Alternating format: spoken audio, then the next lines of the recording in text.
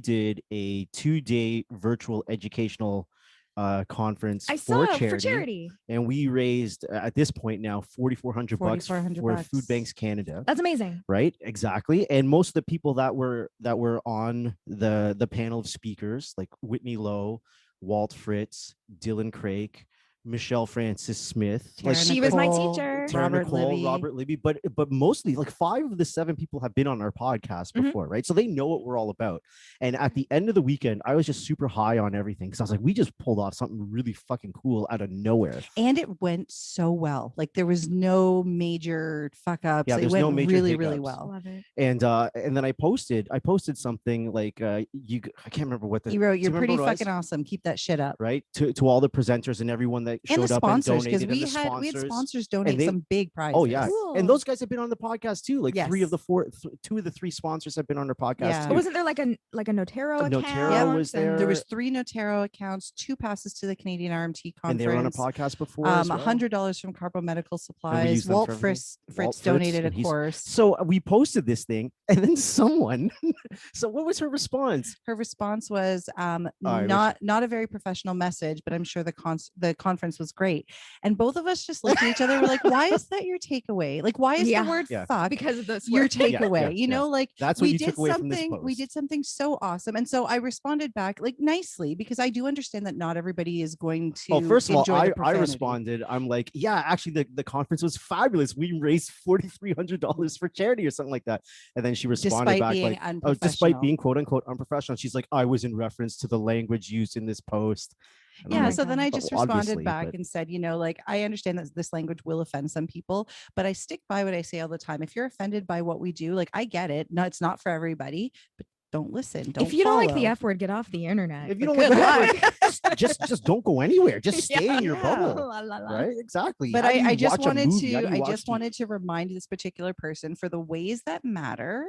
We show up for our people and we are professional in the ways that matter. Our professionalism is there. If we say we're going to deliver a course, we deliver a course. If we are doing a conference, nothing about that conference was half-assed, and the amount of work that went in behind the scenes, like, people would not even I think it was just really funny because like more than everyone that's been on that was part of it to some degree knows what we're about. They've been on the podcast. Like everyone knows. And she responded like, I'm sure the sponsors were cringing when they read this, when they saw this post, and we're like, absolutely fucking not. Like this post was tame compared to the shit that the sponsors, how we speak with them. Like it's insane. But people, and I was like, don't, like, you want to do this when I post something in a public space, fine. But now you're shitting all over my page. Like, I'm not going to let you shit on my page. If you did this in like a massage therapy group, I might let it slide a little bit more, but don't come and bully me on my own fucking page. You're like the lady, the owner of the Chinese takeaway. Where was it? I want to say it was in England. There was this woman that went viral recently because when people leave negative reviews on her restaurant, if they're completely false, she's not the polite, the customer's always right. She's like, that's an absolute lie. Your food arrived on time and the quality was great.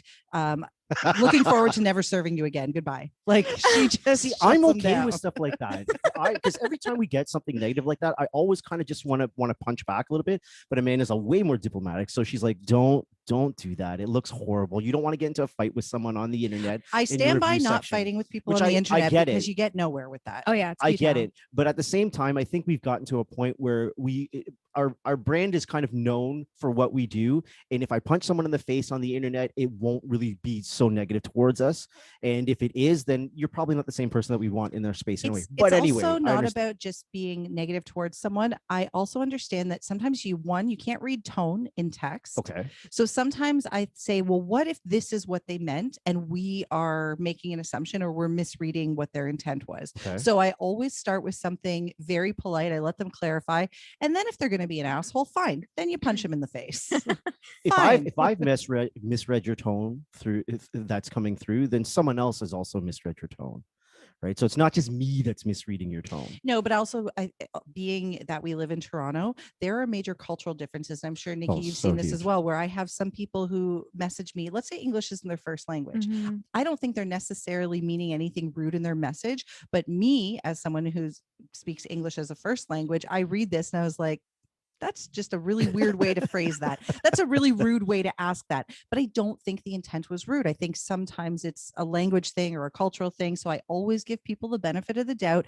If you continue to be a dick, well, then I have a problem. Yeah. What you were saying about the restaurant reviews. Yeah. I went to a restaurant in Vietnam specifically because of the way the owner responded to a negative review. Some tourist had left a negative review about this tiny restaurant in middle of nowhere Vietnam, and the only response from the restaurant owner was, "You are a pale person." And so I screenshotted it, I shared it to Facebook, and I was like, guys, I gotta go here. And all of my friends were like, you have to go here. You have to So do I went. it. In fairness, the food was not that great and the review was accurate, but I was like, worth every penny. I don't care. That I had to go. The place is, you are a pale person.